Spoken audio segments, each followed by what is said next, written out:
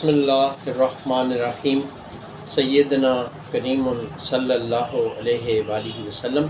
میں ہوں homeopathic doctor ظفر حمید ملک۔ الحمدللہ اٹک سٹی میں پچھلے 20 سال سے کامیاب پریکٹس کر رہا ہوں۔